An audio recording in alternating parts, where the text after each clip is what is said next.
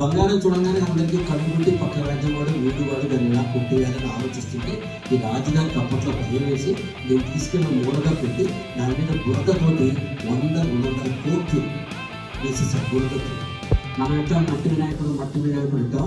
People started calling it as mud Buddha అని పిలవడం మొదలుపెట్టారు వాళ్ళందరూ కూడా.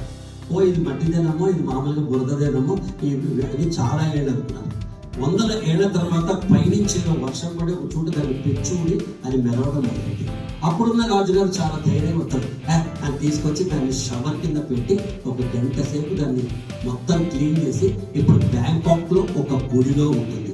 ఇది నేను చెప్పే కథ కాదు, యూట్యూబ్ చేసి గోల్డెన్ బుద్ధ అని కొట్టండి, మీకు కనిపిస్తున్న కథ. బ్యాంకాక్లో ఒక చోటు ఉంటుంది.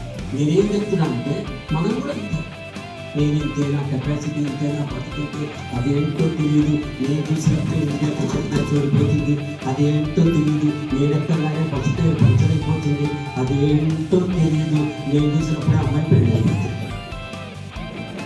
మీరు చూసి చూడగానే ఇండియా తినవచ్చు పోవచ్చు, మీరు ఎక్కడైనా బస్ టైం పంచవచ్చు, కరెంట్ పోవచ్చు.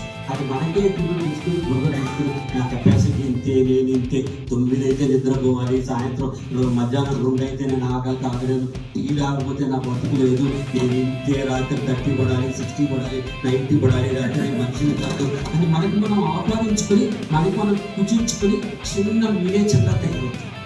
మరి మీ వ్యక్తిత్వానికి కావాల్సిన పెట్టుబడి ఏంటంటే ఫస్ట్ మీ మీద మీకు నమ్మకం.